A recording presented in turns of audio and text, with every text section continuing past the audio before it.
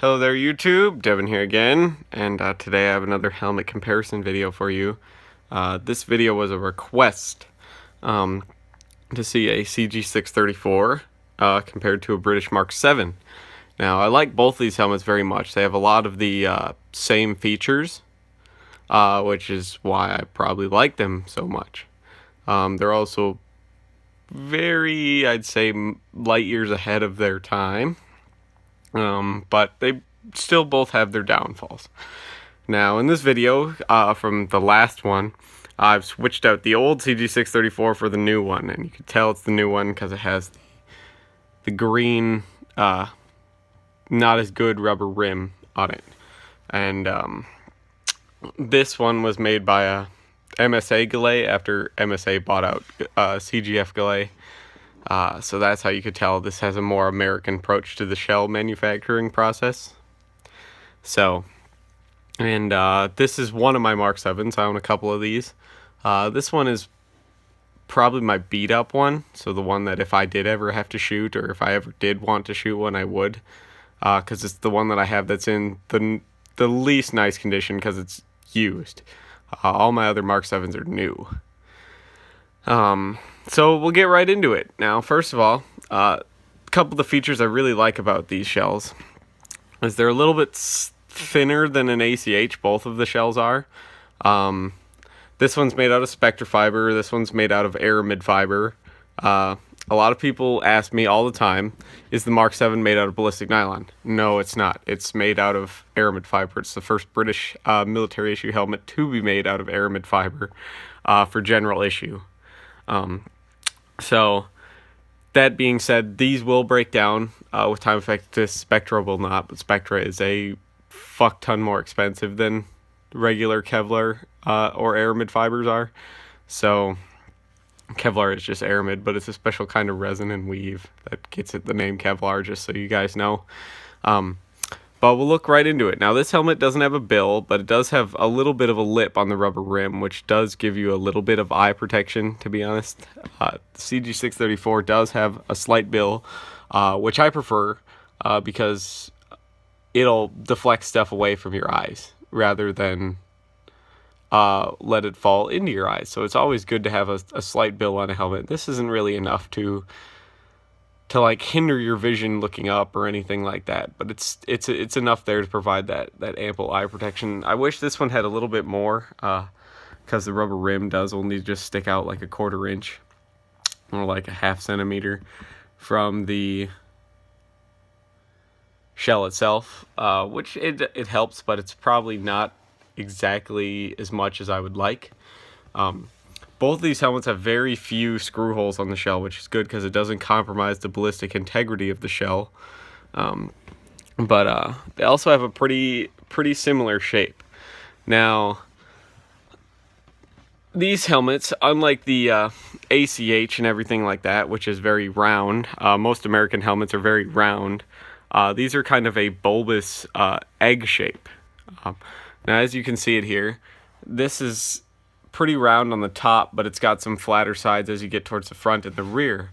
And then the cg634, it's flat and then it's round and then it's flat again right here for some slope, and then it rounds off in the front. So they're a very kind of oblong shape, which actually provides more protection than a standard fully round helmet, because on the same principle that tank armor works with slope, having flat surfaces deflected away from what you're using, from, in this case, your head, from what you're trying to protect, will allow the rounds to glance off. Now, perfectly round surfaces do that as well, but not to as effective a degree as slope. And then again, slope can mean nothing, just like roundness can mean nothing if you're getting hit straight on.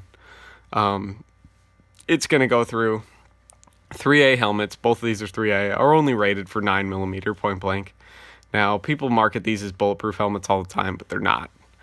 This actually will stop very little. It's mostly for shrapnel and bump protection. These aren't really meant to stop bullets. So there's only a few helmets out there that are actually designed to stop bullets, and their price reflects that because they're ungodly expensive. These helmets you can get for relatively cheap if you can find them under $300 in new condition. So we'll get into the rear now. So as you can see, these have kind of the same shape. They taper down from the visor to the ears. Now this has an extra little bit of nape that hangs down, which is one of the big hiccups with this helmet because it interferes with going prone and body armor because the shell extends down so far and then the nape of the suspension extends down below that. So as you can see, this helmet, if your eyes are supposed to be like right here, this helmet, you know, extends very, very low on the neck, which can cause problems when you're trying to look up or when you're going prone and trying to shoot, which is one of the biggest problems with this helmet. So, but it has the kind of bulbous ears to accept communications. Now this helmet didn't come around until like 2008.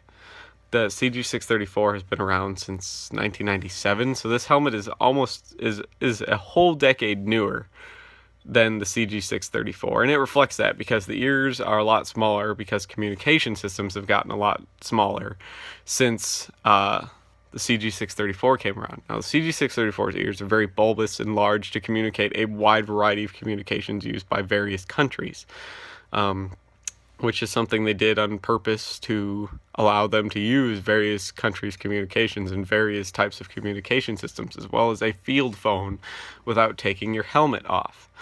So, now we'll look at the back of each helmet. Now, there's a lot more going on in the back of the Mk7 than the cg634, and that's because this helmet was designed to use stuff the British already had lying around, mostly the liner system, which is why these plugs stick through the shell. Now the plugs are one of the main problems with the shell because they sit rather high up on the shell and they're also a compromise in it. So rounds and shrapnel that hit where this rubber plug is, the rubber plug is a lot weaker than the aramid shell around them. So shrapnel and stuff will have an easier time going through here if you hit this spot and hurting the person using it. Other than that, they both have one screw here in the rear, which holds in the suspension system. Now, the Mk7 has no nape, which is another reason why it bites so much when you go prone or try to use body armor, because there's no relief cut there like on the cg634. You can see the cg634 has this relief cut that allows it to not interfere with your body or your body armor when you're trying to look up or go prone or shoulder your rifle or anything like that. Now, both these helmets are pretty equally wide. They're both a size medium. They both have pretty much the same finish. It's a lightly granulated texture on them. It's just a lot easier to see on the Mk7 because they used a larger grit of sand in theirs. They both use sand instead of cork like the Americans.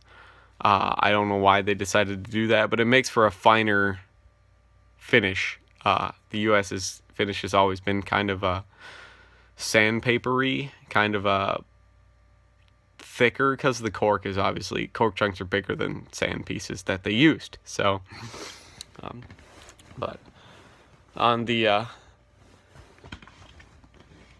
front of the helmet here, you can see that there is no screws on the front of the Mk7. There's screws in the front of the ear, but that doesn't really pertain so much. But there's no screws on the front of the Mk7, which makes this a better helmet to get hit from in front because there's no shell compromises in the front. The cg634 has two screws in the front, although way far off to the sides, but those are still shell compromises, and if you did get hit on them, you could potentially lose the ballistic impact protection because the shell will be weaker around the screw holes because it compromises the integrity. But we'll get into the inside now comparison on these helmets. Now, as you can see, they're both pretty much the same thickness. The cg634 is a little bit thicker, but the rims on this helmet don't help because both these rims are kind of chunky. Now, this suspension, I've done nothing to it. I have a cg634, one that I bought that was used and I gutted it, one that I actually do use when I go play airsoft, and I might do a review on it here soon. But that one is beat to piss and the paint's chipped off, and it has no suspension in it, but it still has the chin strap, and I replaced it with ACH pads on the inside. And I've put Velcro on the suspension on the chin strap so it doesn't come undone, because these tend to slide around. But this one is stock. So this is what it would, this is what you'd get it issued with. And if you want to see the differences between this one, the later versions with the green rim and the early versions with the black rubber rim, I have a video on that in my helmet playlist and my helmet comparison playlist if you're interested. Now, both these helmets use suspension or hybrid type liners, which is my favorite type of liner because it's the best of a pad type liners like an ACH and a suspension type liner like a PASGAT. You get both in these helmets. Now, the British chin strap, I have the quick release buckle on it, on this one. But other than that, it's pretty much a standard Mk7 chin strap. But it was just modified to put this buckle in there, so instead of having to undo both these snaps and slide it through a D-ring that would be up here, it's now got just this quick buckle.